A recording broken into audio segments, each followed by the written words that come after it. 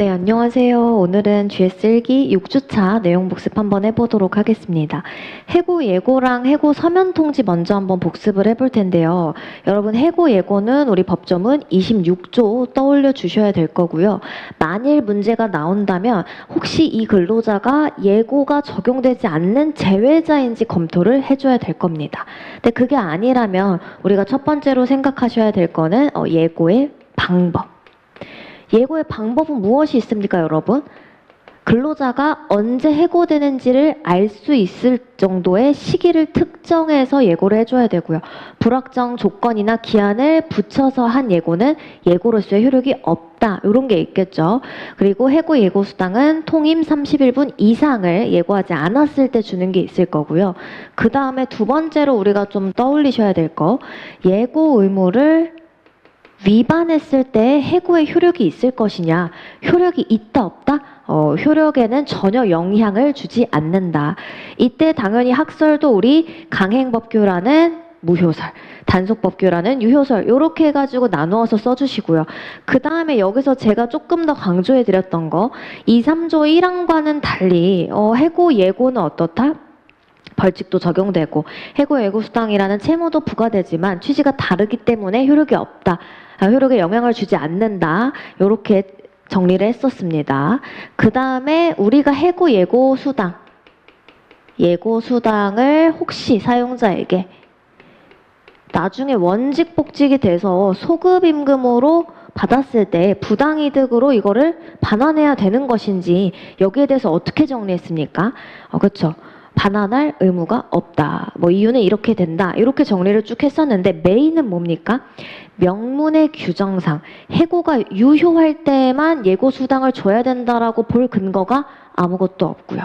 그리고 오히려 부당 해고일 때 어때요? 근로자 보호할 필요성이 훨씬 더 큽니다. 해고 예고 수당 자체가 뭐다?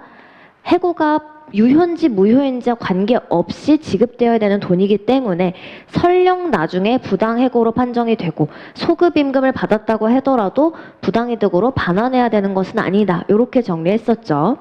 서면통지 27조도 같이 한번 정리를 해보실 텐데요. 여기서는 여러분 우리 서면통지의 일단은 내용은 뭐가 있습니까? 사유명시, 시기명시. 서면 통지의 방법은 어떻게 되죠? 당연히 서면으로 해야 된다. 이때 서면 통지의 의의와 취지가 중요했습니다. 의의야 우리가 27조 보고 쓰시면 되겠지만 물론 표현이 보고 쓴다는 거지 요 정도 조문은 우리가 대략 이제 암기해서 쓰실 수 있어야 됩니다.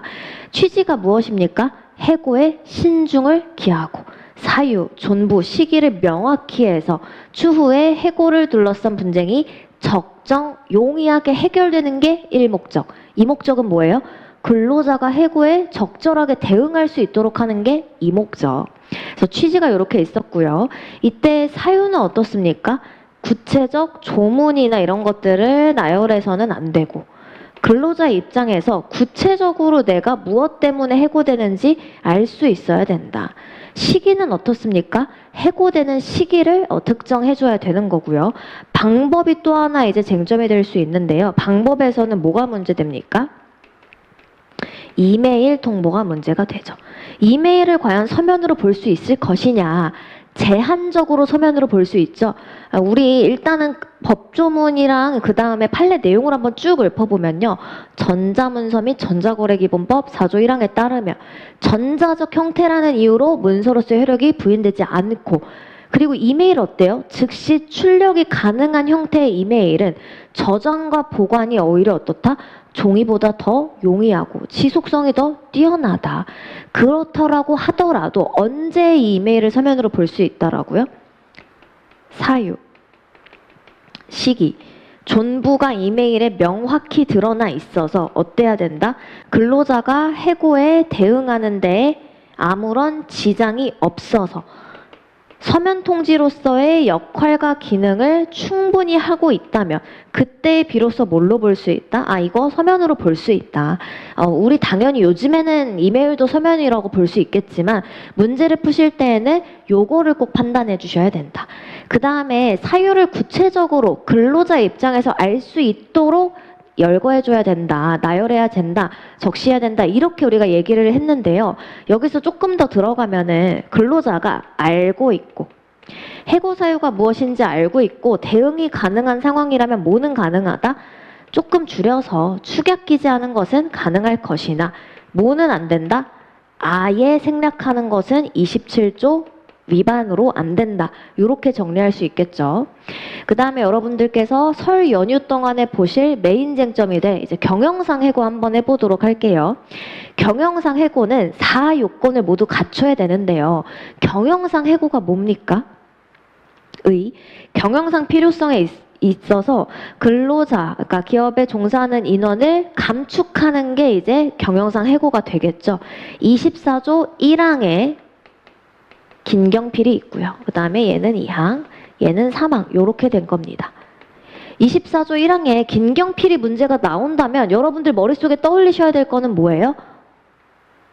흐름이 어디까지를 가지고 이 긴경필이 있는지를 판단할 거야. 그 다음에 판단이 범위가 확정이 됐다면 그럼 긴경필이 있는 거야 없는 거야? 필요성 정도를 이제 따져봐야 되겠죠. 그래서 판단 범위에서 우리 하나만 좀 정리하고 가면 뭐가 있었습니까? 회사는 한 개, 사업 부문은 여러 개.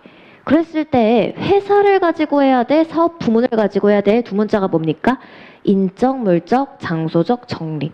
재무, 회계, 독립, 노무법인이 아니죠. 네, 노동조합도 따로 조직. 그 다음에 필요성 정도에서는 3단계 도산회피설.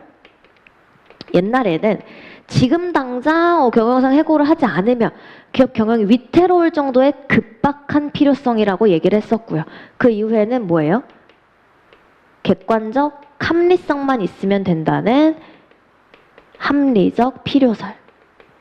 그리고 지금 입장은 여기서 더 완화해서 장래 위기에 대처하기 위해서 합리적 필요가 있으면은 괜찮다라는 입장이죠. 그때 우리 아까 판단단이랑 연결했던 거 뭐예요? 회사는 하나의 사업인데 뭐가 있다? 사업 부문을 일부 경영 악화가 있다. 그랬을 때 이 사업 부문의 경영 악화가 뭐예요, 여러분? 구조적 문제에 기인하고 쉽게 개선될 가능성도 없고 뿐만 아니라 뭐여야 됩니까? 단순히 구조적 문제여서 개선이 어려워. 이건 충분하지 않습니다. 뿐만 아니라 얘를 유지하면 어떻다? 전체 경영 악화될 가능성이 있어. 그게 뭡니까? 장래 위기에 대처할 필요성이 있어. 이렇게 판단했던 거죠. 그 다음에 해고 회피 노력으로 한번 가보시면 해고 회피 노력의 뜻이 뭐예요? 해고의 범위를 최소화하기 위해서 가능한 모든 노력을 하는 겁니다. 신규 채용 금지, 일시 휴직, 희망퇴직 이런 것들. 근데 해고 회피 노력이 어느 정도 해야 되는지는 뭐다? 확정적, 고정적인 게 아니라 뭐에 따라 달라집니까, 여러분? 정의, 내규, 직인. 경영상 위기의 정도, 얼마만큼 회사가 어려운데? 경영상 해고를 하려는 이유가 뭐 적자 때문이야, 앞으로 사업 합리화 때문이야, 뭐 신기술 도입 때문이야, 이유. 그 다음에 사업의 내용이나 규모, 직급별 인원 상황을 봐서 우리 회사가 할 법한 해고 회피 노력을 다 했는지를 각 사건마다 사례별로 판단해야 되죠. 그 다음에 합리적이고 공정한 기준이라는 건 뭡니까, 여러분? 한마디로 객관적 합리성. 사회적 상당성을 가진 기준을 얘기하는 거죠. 그랬을 때 객합사상을 가진 기준인지도 뭐다? 확정적이거나 고정적인 것이 아니라 어려움의 정도, 이유, 아니면 사업의 내용, 근로자의 구성, 그 당시의 사회경제 상황 이런 것들을 고려해서 판단하는데 조화가 이루어져야 되죠. 뭐랑 뭐 사이에? 사용자의 이익, 근로자 주관적 사정, 뭡니까? 재부, 건강, 수능. 부양가족이 있는지, 재취업이 가능한지, 근로자 건강 상태, 이거는 근로자 주관적 사정이고요. 그 다음에 아니면 근로자의 업무 능력이라든지 아니면은 징계 이력이라든지 업무 성과라든지 근속 연수라든지 사용자의 입장에서는 어떻다? 임금 수준 이런 것들을 조화해가지고 판단하는 게 객합사상이 있는 조건일 것이다. 그리고 특히 여기서 문제가 됐던 건 뭐예요, 여러분? 만약에 혹시 전배를 하고 그 이후에 경영상 해고를 한다면, 먼저 전보, 전직, 전배를 하고 남은 근로자를 해고한다면 사실상 이 전배 기준이 뭐다? 해고 기준으로 작용하는 거죠. 그러니까 이 전배 기준에 뭐가 있어야 된다? 재부 건강, 전성 수능을 조화시켜서 객합 사상이 있다라고 판단되어야지 이게 합리적이고 공정하다라고 볼 수 있을 겁니다. 그리고 근로자 대표와의 협의에서는 요게 크게 문제가 됐었죠. 일단 근로자 대표라는 거는 크게 어떻게 나눠집니까? 과반수 노조 또는 취규와는 다르죠. 근로자 과반수를 대표하는 자. 그랬을 때 만약에 우리 회사는 1급부터 6급까지 있는데 해고 대상자가 1, 2, 3급이에요. 근데 우리가 과반수 노조가 있어. 그럼 어떻다? 이들만의 별도의 대표를 뽑을 필요는 어떻다? 과반수 노조가 있으면 없다. 근데 만약에 우리가 과반수 노조가 없다라고 하면 어떻다? 이들만의 대표자를 따로 뽑아서 협의를 해야 될 것이다. 요렇게 정리를 했었고요. 그 다음에 경영상 해고는 내 요건을 다 갖춰야 되지만 특히 협의가 아예 없었다라고 했을 때 어때요? 옛날 판례는 뭐 경우에 따라서 된다. 요렇게 본 것도 있지만 지금은 뭐다? 24조 5항에 따라서 모든 요건을 갖춰야 되기 때문에 아예 이제 협의 절차를 거치지 않았다면 사실 무효라고 보는 게 맞을 거고 50일의 협의 기간을 준수하지 않았을 때는 우리가 뭘 봐야 돼요? 두 개? 부족했는지 그리고 그 외에 실질적 요건을 다 갖췄는지를 봐서 부족하지 않았고 실질적 요건도 다 갖췄는데 기간만 좀 못 지킨 거라면 어떻다? 유효하다라고 볼 수 있을 것이다. 요렇게 좀 정리를 할 수 있겠습니다.